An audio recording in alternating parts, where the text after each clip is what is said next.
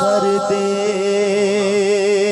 تو بھر دے اشرائے بخشش کا واسطہ بھر دے کرم سے جھولیاں منگ تو کیا خدا یا رب کرم سے جھولیاں منگ تو کیا خدا یا رب کرم سے جھولیاں منگ تو کیا خدا یا رب۔ اس کے بعد آپ نے ملاحظہ کیا سلسلہ کامیابی کا راستہ اور امیر اہل سنت دامت برکاتہم العالیہ کے ہمراہ عاشقان رسول کا طعام۔ وائف کل افطاری میں ڈیمانڈ کر رہی تھی کہ عید کے کپڑے بنانے، یوٹیلیٹی بل ہے، 2 مہینے سے تنخواہ ہماری نہیں ملی ہے، مہنگائی اتنی عروج پہ ہے، کہاں سے لائیں؟ ہوم منسٹر ہیں، ان کی ڈیمانڈ تو پوری کرنی ہے۔ ان کا حق ہم پر رہے گا، ہم سے ہی کہیں گے، وہ کسی اور سے تو نہیں کہیں گے۔ ڈیمانڈیں جتنی کی جائے وہ کم ہی آئیں گی، ان کی تو گھر والوں کی تو ختم ہے تو ہوتی نہیں ہے۔ مہنگائی کی وجہ سے جو ہے نا کافی پرابلم ہو گئی کہ اب جو ہے ڈیمانڈ زیادہ ہے اور پوری کر پاتے۔ ان کی ڈیمانڈ تو پوری کرنی پڑ رہی ہے، اب 1 سوٹ مانگے 2 سوٹ مانگے، انکم تو نہ ہونے کے برابر ہے۔ عید پہ تو تقریباً سبھی چیزوں کی ضرورت ہے، کون سی چیزیں جو نہیں چاہیے ہوتی، کھانے کے لیے کپڑے، جوتے، چپل، ہر چیز چاہیے، کوئی بھی چیز لو تقریباً ساری چیزیں مہنگی ہیں۔ گھر والوں کو تھوڑی پتہ ہے کہ کس طرح کما رہے ہیں، کیا کر رہے ہیں، اب وہ انہیں تو وہ بول دیں گے یہ چیز چاہیے، اب ہمیں تو لے کے جانی ہے۔ گھر والے بھی کیا کریں گے، وہ ہم پر ہی پریشر کریں گے۔ اب کوئی جا کے گورنمنٹ پہ تو جا کے وہ پریشر کرنے سے یہ نہیں تو احتجاج کرنا شروع کر دیں، اس کے اوپر وہ پریشر ہوتا ہے۔ پر یار عید جو ہے تو سال میں ایک ہی بار آتی ہے، میرا اپنا تو یہ ہے کہ آدمی دل کھول کے خرچ کرے، تو میرے حساب سے صحیح ہے۔ گھر والوں کا پریشر بھی ہوتا ہے کہ یہ چاہیے وہ چاہیے یہ چاہیے، اب بچوں کو کیا پتہ ہے، بیگم کا پریشر چل رہا ہے، پہلے پریشر نہیں ہوتا تھا، مرد کی طاقت تھی، اب مرد کمزور ہو گیا۔ گھر کا ماحول تفریح تفریح کا ہو جاتا ہے، بندہ اس چکروں میں لگ جاتا ہے، شاپنگوں میں، اس میں اس میں۔ ابھی بندہ شاپنگ کرے گا، کام کرے گا، گھر کی ڈیمانڈ چل رہی ہوتی ہے اور اپنا بھی دیکھنا ہے۔ اللہ کا شکر ہے ایسی کوئی ڈیمانڈ نہیں بڑھتی، گھر والے سمجھتے ہیں حالات معاملات کیا ہیں اس وقت، جو بھی اللہ برکت دینے والا ہے، جو نصیب میں ہوگا انشاءاللہ اچھی ہوگی۔ زیادہ تر لوگ کوآپریٹ کرتے ہیں، جتنی مشرقی وائف ہے نا، مشرقی سسٹم یہاں پر چل رہا ہے نا، ہر آدمی کوآپریٹ کرے گا یار، بچے بھی سمجھدار ہیں، حالات سمجھتے ہیں حالات کیا ہے اس وقت۔ بس بندہ اپنے آپ کو مار کے سب کام کرنا ہی پڑتا ہے اور بندہ کر ہی لیتا ہے کسی نہ کسی طرح۔ بس یہ ہے کہ اوور ٹائم کرنا پڑتا ہے، گھر والوں کی ڈیمانڈس وغیرہ پوری کرتے ہیں۔ مہنگائی کی حالت میں پریشان ہو گیا، یہ کرتا ہوں سر پکڑ کے بیٹھ جاتا ہوں، لڑائی جھگڑے ہوتے رہتے ہیں، ڈیمانڈ تو پوری تو ہوئیں گی نہیں۔ بات یہ ہے کہ ہمارا یہ جو آخری عشرہ ہے نا جہنم سے آزادی کا، یہ بہت امپورٹنٹ ہے۔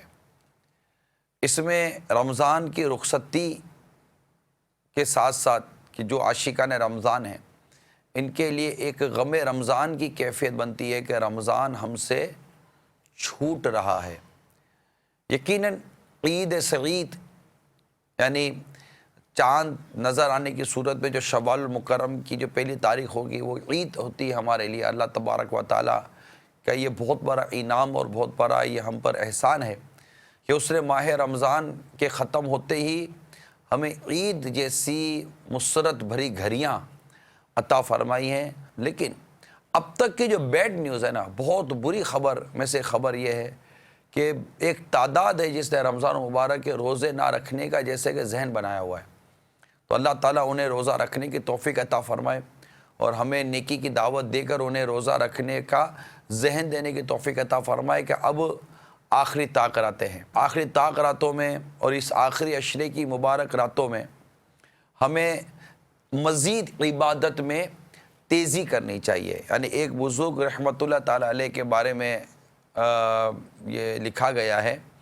کہ آپ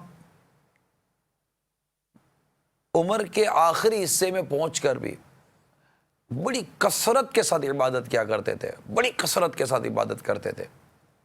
تو کسی نے آپ سے عرض کی کہ حضور اب اتنی بڑی عمر ہو گئی ہے، زندگی بھر عبادت میں گزاری ہے، اب تو کچھ اپنے نفس کو اور خود کو آرام دے لیں۔ ارشاد فرمایا کہ کیا تم اس مسافر کو نہیں دیکھتے کہ جس کی منزل قریب ہو، جب اس کی منزل قریب ہوتی ہے تو وہ اپنی سواری کو اور تیز کر دیتا ہے۔ تو میری عمر کے مطابق میری موت کی منزل میری زیادہ قریب ہے، تو میں اپنی عبادتوں کو تیز کروں یا سلو کروں، آہستہ کروں؟ تو اسی طرح سمجھانے کے لیے عرض کر رہا ہوں کہ اس وقت ماہ رمضان اپنے اختتام کی طرف بڑھ رہا ہے. وہ ایک تعداد ہے، ایسے بھی ہیں جو طاق راتوں میں خاص مساجد میں وقت گزارنے کی کوشش کرتے ہیں، اللہ تعالیٰ کو راضی کرنے کی کوشش کرتے ہیں، اللہ کے حضور اشک باری کرتے ہیں، گریہ وزاری کرتے ہیں، روتے ہیں، اپنے گناہوں کی مغفرت کی بھیک مانگتے ہیں.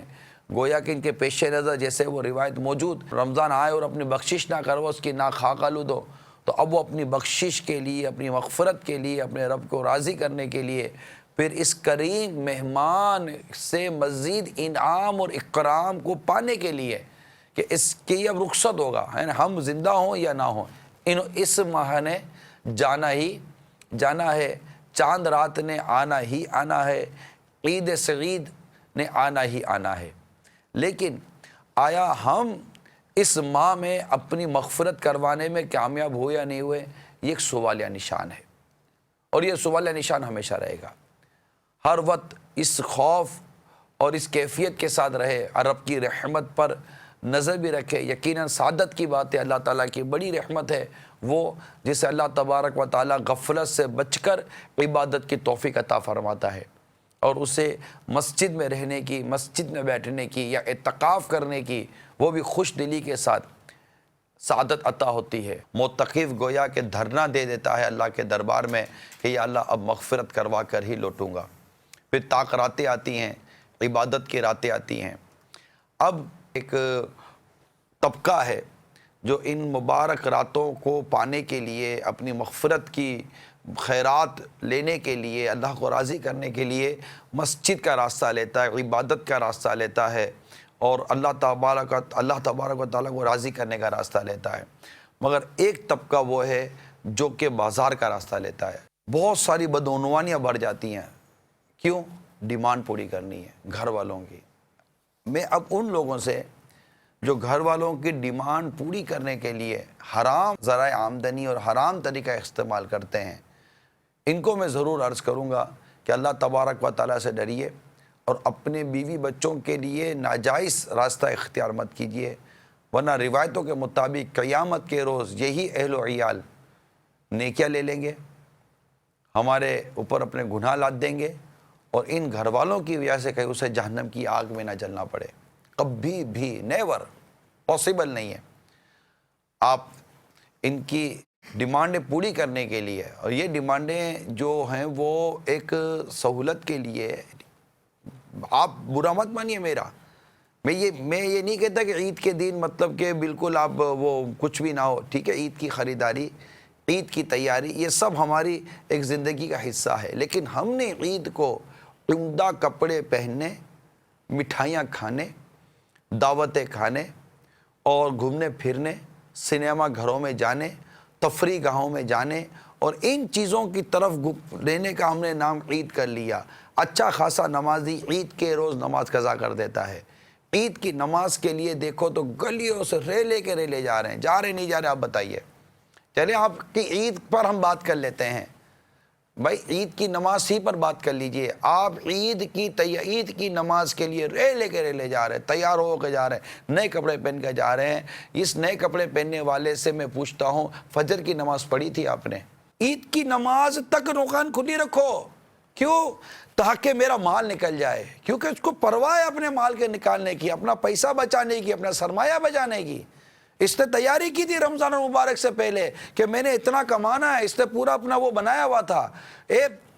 میرے میٹھے پیارے اسلام بھائیو، اس دکاندار کو دیکھیے، دکاندار کس قدر اپنے کام میں اور اپنے کاروبار کے اندر بالکل یکسوئی کے ساتھ داخل ہوا ہے.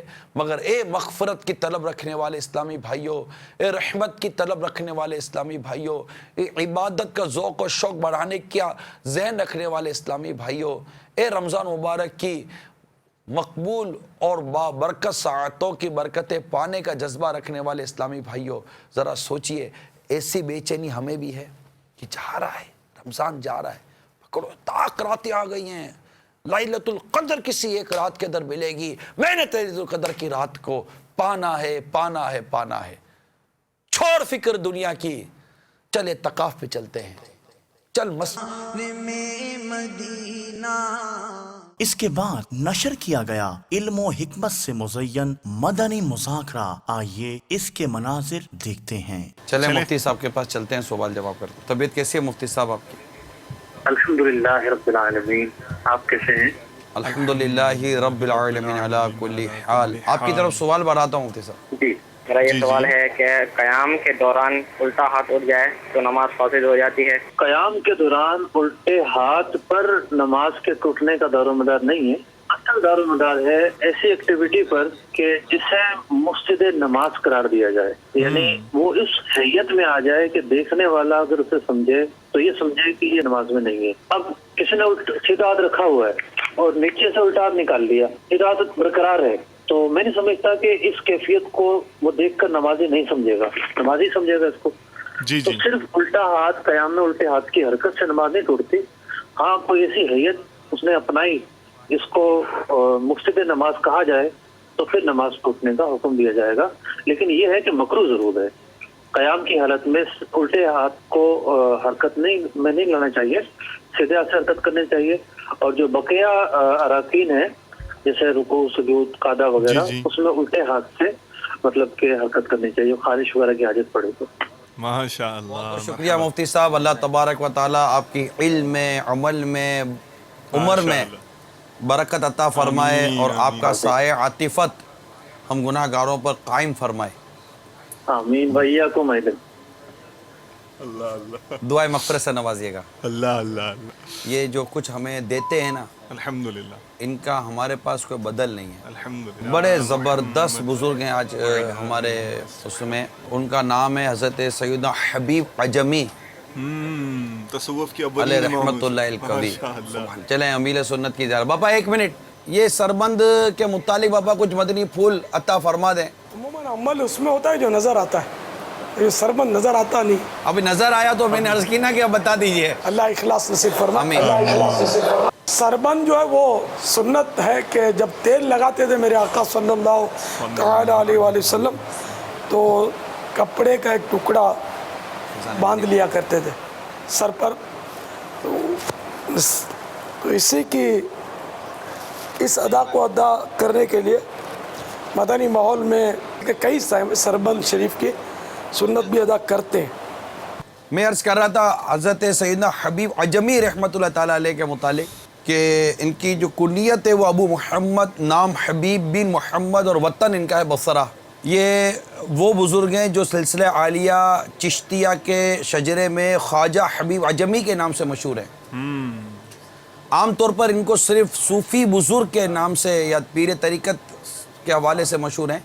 حالانکہ کتابوں میں لکھا ہے کہ یہ اپنے دور کے زبردست محدث اور جلیل القدر شیخ الحدیث تھے. اللہ اللہ. حضور والا میری عرض یہ ہے کہ بیمار روزہ چھوڑے تو اس کے لیے کیا مطلب اس کو ڈاکٹر کہے کہ آپ روزہ چھوڑ دو تو روزہ چھوڑ دے, اور بیمار کس صورت میں روزہ چھوڑے, اس حوالے سے رہنمائی فرمائیے.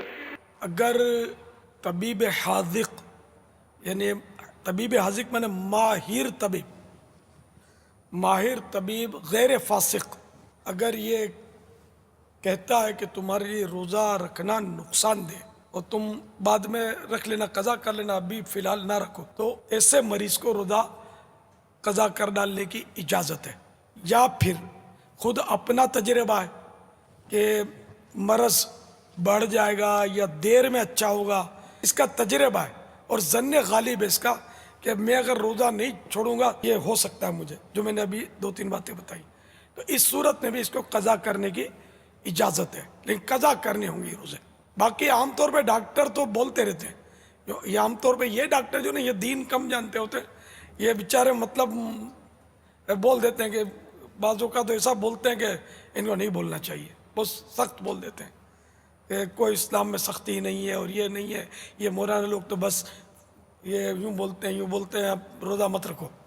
اس طرح کے تو ایسے جاہل ڈاکٹروں کی بات نہ مانیے. جاہل ہوتے دین سے بیچارے بالکل بہت دور ہوتے ہیں لوگ, وہ کیا کیا بول دیتے ہیں. سرکار اعلیٰ حضرت رحمت اللہ تعالی علیہ فرماتے ہیں کہ رمضان شریف سے پہلے خواب میں والد صاحب رئیس المتکلمین مولانا نقی علی خان علیہ رحمت المنان کی زیارت سے مشرف ہوا والد صاحب نے فرمایا کہ آنے والے رمضان میں تم بیمار ہو جاؤ گے مگر روزہ قضا نہ کرنا.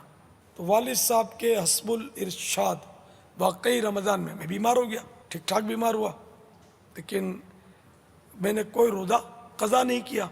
الحمدللہ مجھے صحت مل گئی. اور کیوں نہ ہوتا کہ فرمان مصطفیٰ صلی اللہ تعالی علیہ وآلہ وسلم جو ہے صوموا تصحوا,